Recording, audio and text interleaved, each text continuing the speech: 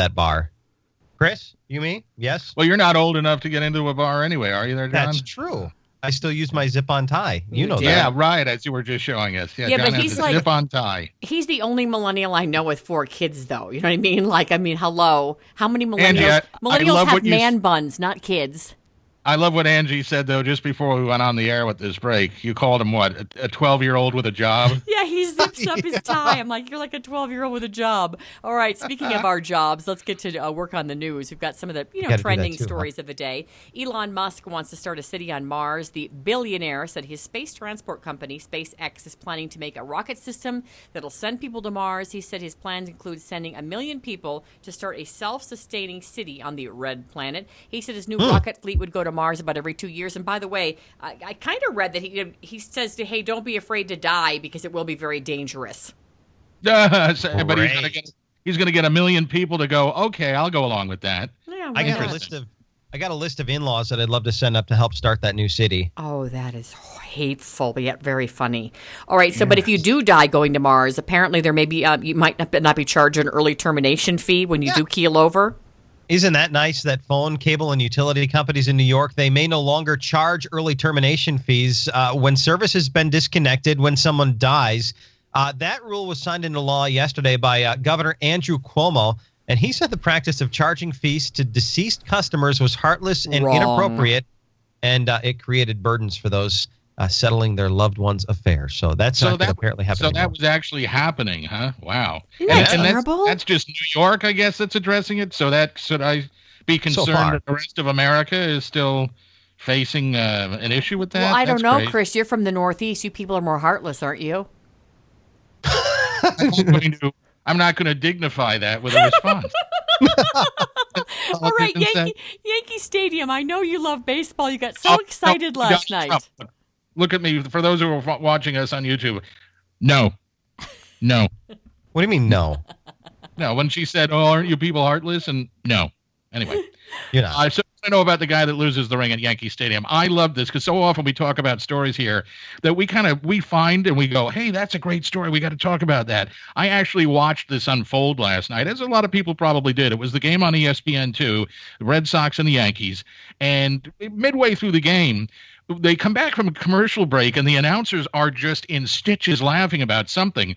And it ends up they explain what happened. While they were away at the commercial, a guy that had made the arrangements with the Yankees front office to propose to his girlfriend in the stands, they put it up on the scoreboard on the big screen. They put up a message that said, so-and-so wants to know if you'll marry him. And she sees it and she looks at him and they put the camera on them and they start playing a Sinatra tune all around the stadium. And all of a sudden he pops the ring box open and I guess either the ring flew out when he did or it had fallen out earlier. But all of a sudden the ring is gone and they're standing there with no ring. And it goes into all of a sudden for about 15 minutes, the entire section, like 30 people who don't know each other, are all crawling around in the aisles and under the seats and everything looking for this ring, which I actually wrote off. But in the end, somebody looks down and sees it and they end up finding the ring. And then they do the big embrace and she says she'll marry him and it's a happy ending. Now, I have a conspiracy theorist friend who says, the whole thing looked like it was really kind of staged. I know. I was like, now that I think about it, it could have been, because they really looked like they wanted some sort of, maybe they wanted to walk away with a crazy story about the day. I don't think it was a conspiracy theory. Sorry, I got some crazy music in my ear because when you click on some of these websites to research your story, it plays crazy music in your ear. So anyway, these are the least friendly cities in the world, and I'm going to get off this website as soon as I can. I don't even recommend it. Dallas is in there. Are you kidding me? Dallas not friendly? That's crazy. Prague in the Czech Republic, unfriendly. Warsaw, Poland. Miami, really unfriendly? Come on, it's got Latin flair. Are you kidding me? It's very friendly. In Iceland, some unfriendly cities. Hanoi, Vietnam, unfriendly. Well, maybe to us. And then in Russia, a couple of unfriendly cities. I don't know. When I saw Dallas, I'm like, I don't even believe this. So discount that story and cross that off your list. Playing bad music, too. So double after discount. What you just said about Northeast cities here, I mean, I'm still offended. I've spent a lot of time in the Northeast. My husband, my brother lives in Boston. Not my husband. He lives actually here with me.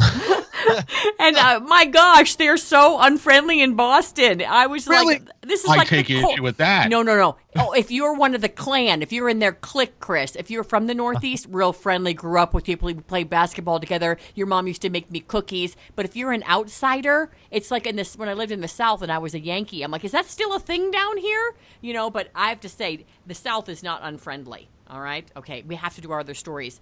Chris, the woman who robs an Arby's restaurant and flees in a taxi, we got to do it real quickly. Yeah, she didn't have this thought out. Gainesville, Florida. She shows up to rob an Arby's the other day, and then when she walks out with the money she steals, she hails a cab. Had no getaway car waiting. She hails a cab. All right. Gets a ride 2 blocks down. Police pull it over and arrest her. Yeah, not a good. Maybe an Uber next time she can call ahead. I thought that one out. Beautiful people will apparently be allowed into an LA club, but they're going to be vetted to make sure they're attractive enough. And we don't have time to finish up that story, but that's so LA. Thank you, guys. Unfriendly. Unfriendly is right. Oh gosh, that's funny.